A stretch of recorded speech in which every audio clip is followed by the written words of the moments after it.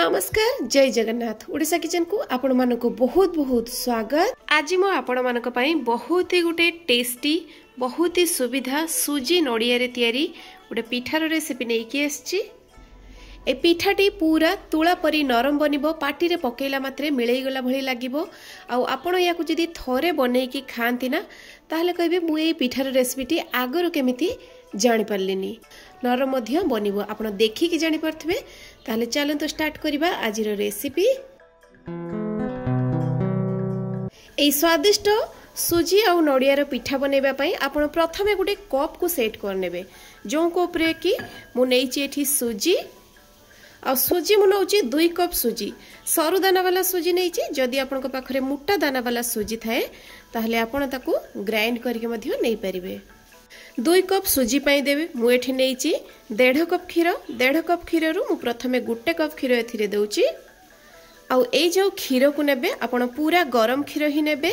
गरम क्षीर दबा फଳରେ कोन हो सुजीटा हमर जल्दी बतुरी जिवो आउ जल्दी फॉर्मेट हबो, फुली जिवो। प्रथमे 1 कप क्षीर दे दी कि तापरे लास्ट रे आमे आउ आधा कप क्षीर दे दबा आ दे दी कि भलो भाबरे आमे याकू मिसई नबा। जो कप रे मापी कि नेथिले सुजी आउ क्षीर सेई कप रे मु मापी कि नेउची आधा कप चीनी। सुजी क्षीर चीनी को आमे भलो भाबरे टिके मिसई नबा। भलो भाबरे मिसई नै कि आमे याकू 10 रु 15 मिनिट पई रेस्ट रे छाड़िबा, जहा फळ रे सुजीटा हमर आउ टिके भलो भाबरे फुली जिवो। 10 रु 15 मिनिट हे गलानी। सुजीटा एठी देखि परथबे बहुत बढ़िया भाबरे फुली जाईची आ नरम मध्य हे जाईची।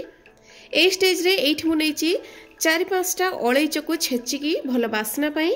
जेहेतु पिठार रेसिपी एटा मीठा निश्चय पड़ची तो तार टेस्ट को बैलेंस पाई दउची मु एठी हाफ चमच रु मध्य अल्प लूण। एठी मु नैची फाळे नड़िया को कुरी की। नड़िया दबा द्वारा पिठार टेस्टटा बहुत बढ़िया आस्थाए। जदि आपण को पाखरे नड़िया थिबो तेबे निहाती नड़िया कुरा देबे, बिल्कुल भी स्किप करिवेनी। एबे हमें याकू 4 रु 5 मिनिट पर्यंत भलो भाबरे मिसई नबा बा फेंटी नबा। जेते भलो भाबरे आपण ए बैटर को मिसईबे पिठा आपणकर सेते नरम हबो आउ जालीदार मध्य बनिबो। तो दर्शक बंधु आज ये रेसिपीटी जदि आपको टिके भी भल लगुए ताले प्लीज लाइक करेंगे, शेयर करेंगे आउ ए भलिया नुआ नुआ वीडियो रेसिपी देखिबा पई चैनल को प्लीज सब्सक्राइब कर देबे। तो एठी मु 4 रु 5 मिनिट धरकी ए बैटर को भलो भाबरे गोळेई नेछि। एबे हमें दबा या देहरे मैदा। मैदा बदल रे आपण चाहिले एठी चाउल गुंड को भी मध्य नै परिबे। तो मु एठी 4 चमच बा 5 चमच दे देबी मैदा। मैदा देकी आमे याको आउ टिके भलो भाबरे मिसई नबा। 2 मिनिट धरकी भलो भाबरे मु एठी मिसई सरला परे एठी देखंतु मु नेइची इनो। इनो बदल रे आपण चाहिले खाइबा सोडा दे परिबे, जोटा को आमे पकोड़ी इत्यादि रे बनैबारे यूज करूचे। इनो दे दी कि 1 चमच पानी दे देबे, जहा फल रे बैटरटा हमर बहुत बढ़िया भाबरे टिके फॉर्मेट हे जिवो। आ इनो दे सला परे देखि परथबे बैटरटा हमर टिके पानिया हे गला। आ एटा होची हमर ए पिठा बनैबार पूरा परफेक्ट कंसिस्टेंसी। मु जो हिसाब रे भाग माप करके हमर सुजी क्षीर को नैची चीनी को नैची सही हिसाब रे जदि आपण नियंती ताले बैटर आपणकर परफेक्ट बनिबो आ पिठाटा आपणकर पूरा नरम हबो, जालीदार मध्य बनिबो। एठी इनो को देई देकी आमे याको अधिका गुळीबानी, बास हल्का करके टिके मिसई नबा आ अधिका समय पर्यंत एम्ति रखिबानी मध्य।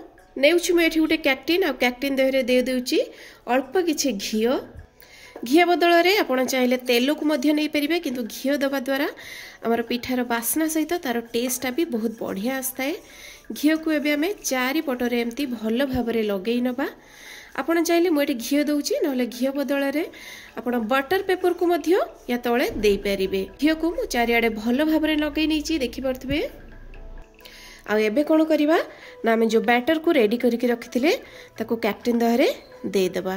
बैटर रो कंसिस्टेंसी देखि परथबे, अधिका या ठारू बहलिया करिवेनी किबा अधिका पानिया करिवेनी। एमिति करले जदि बैटर रो थिकनेसटा एमिति हुए ताले पिठा आपणकर पूरा परफेक्ट बनिबो। एबे हमें पिठा को स्टीम दबा पाई मुझे कड़ई रे नहीं जाइए पानी 1/2 लीटर पानी नहीं। पानी ये भलो भाव गरम हो गलानी। तापरे मु स्टैंड को बसई देइची आ स्टैंड बसई देकी एठी आमे बसई दबा कैक्टिन को। 25 रु 30 मिनिट पर्यंत आम मीडियम फ्लेम रे या को स्टीम दे देबा। एठी पिठा को स्टीम दबार 30 मिनिट हो गलानी। गैस रो फ्लेम को बंद कर दबा आ गुटे छुरी हो किबा टूथपिक सहायता चेक करबा पिठा हमर भलो भाव रे हेछि कि नहीं। छुरी रे जदी लागी नथिबो ताहले जानबा पिठा हमर बहुत बढ़िया भाव रे हे जाइछि आ छुरी रे मध्ये लागी नहीं। एबे हमें याकू एमिति किछि समय छाड़ी दबा भलो भाव रे ठंडा हवा पई।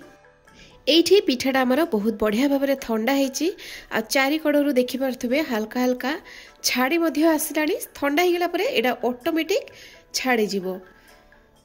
एबे कोन करबा ना हम याकू गोटे प्लेट को उल्टै दबा।